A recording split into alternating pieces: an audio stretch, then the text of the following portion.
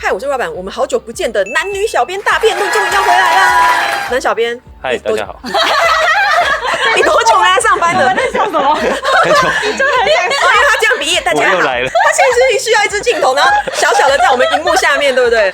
我们这一集是要讨论男生超讨厌台女吗？但老实讲，我不知道台女是什么意思，但男生很爱挂在嘴边讲，所以我决定找男小编来回答我们。那到底男女谁说的对呢？如果喜欢影片，欢迎订阅，也可以加入会员看更多影片哦。所以到底台女是什么意思啊？为什么常常看到男生在那边讲说你们台女就怎样怎样怎样？什么意思？其实老实说，我一开始也没有意识到台女是什么意思。一开始想说，哦，台女就是台湾女生嘛。哦，港女就香港女生嘛，这样。对对对。但后来发现网络上很常有人说什么台女不意外，才发现它好像其实是一个贬义词。对啊，为什么好像骂人的时候就会骂人台女？总结来说，台女应该就是形容女生很容易好高骛远，好高骛远，公主病很重。哦，公主病哦。公主病一定有一个词啊。好高骛远的意思是在说眼光太高的意思，就是台女有很多特征，对对对。例如什么？眼光很高，讲出来让我们骂你。标准很高，眼光太高，对，标准很高，又公主病，然后很喜欢把男生当工具人。哦，这一切这样子的女生就叫台女哦。是要全部都有吗？这可能还是其中几项。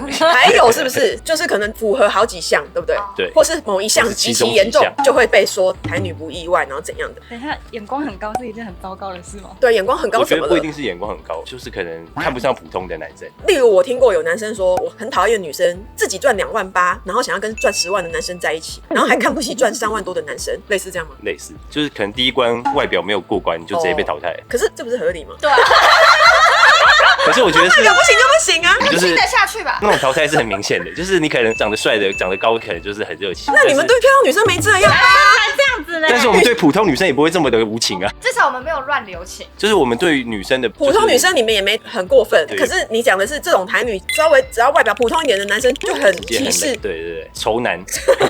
也是要看那个男生的个性吧？有没有这样？这样子就要骂人家，好像哪里怪怪的。然后我有发现，很多时候台女是很多男生拿来讲女权自助餐的女生，她又要想尽现在男女比较平等的好处，可是你跟她讲到 AA 就哦不行，不能 AA， 没有在 AA 的男生一律要付，可是他赚的钱就是可以花在自己的身上，可是原本要负担的还是男生要负担，他们就觉得哦台女不意外，就是所谓的女权自助餐的人也常常会被骂台女。是吗？这种算是吗？我觉得是，就是很常会出现一些情况，就是女生可以这样做，但男生哦，男女双标的也会被骂台女，这个就叫双标仔，你就这样骂。双标仔就好。为什么要再给他们在一起？因为双标仔男女都有、双标女啊，这样就好啦。双标女、双标男这样就好，就感觉台女会有一种打趴了所有台湾女生的感觉。你一言不合就要骂人家台女，对啊那种感觉。你们现在为什么一直你们不要自己对号入座好吗？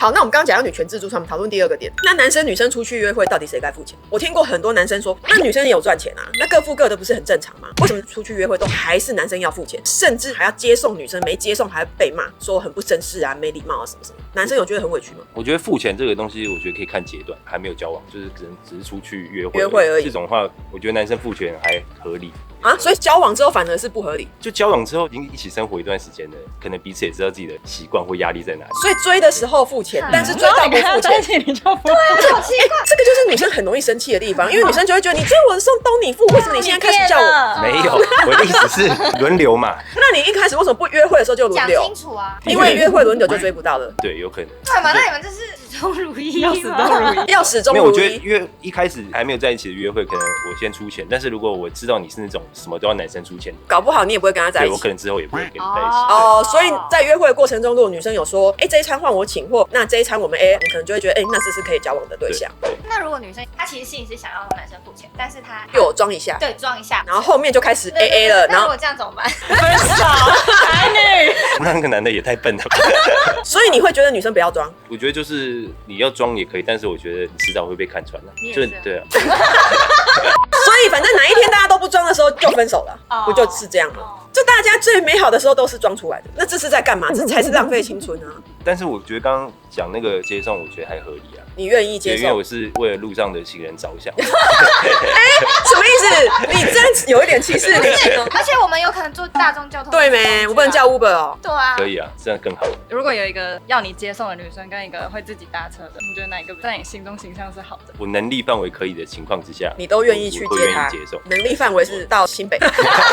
我跟你说，可能有时候工作比较忙，就是你必须要自己。你那一天可能必须自己过来，所以接送送这一点你还 OK 啦，对除非他就是有点公主病，说你一定要来接我，无理取闹的，你就会觉得哦，好像有点不行。对，因为有的时候公主病很严重的时候，会让男生想要扒下去。问你哦，如果你约一个女生出去，然后她说那你可以来接我嘛，可是有点远，多远啦？就是你心里觉得有点远，你会拒绝吗？因为我觉得很多男生都不拒绝，然后在私底下然后是这样才又说哦很远呢，例如多远？新竹吗？重点是你会拒绝吗？哦，如果是一个你觉得远的地方，你会不会说 no？我当下时间是可以的话，我觉得我不会。对，因为他一开始就说他觉得接送尽量 OK 的那一种，可是有些男生是那种大家各知道就好，为什么一定要我接你？我有遇过，他讲很好，他会说你看嘛，我送你回家，我再自己回家，那我在路上是不是很孤单？不接就不接，不用讲这样子不用讲什么孤单不孤单啊，你就说大家就各自叫车回家比较方便，这样就好啦。可是你会希望他接送你是不是？对，因为有时候很晚了。你没有那个 Uber 吗？对，那时候还真没想到，你没有想到可以用轿车回家，你就觉得反正就是应该你送我就是陪着我回家也哦，你觉得需要这一段的照顾我啦。想要多跟他相处。哦，但他不想，那像这样怎么办？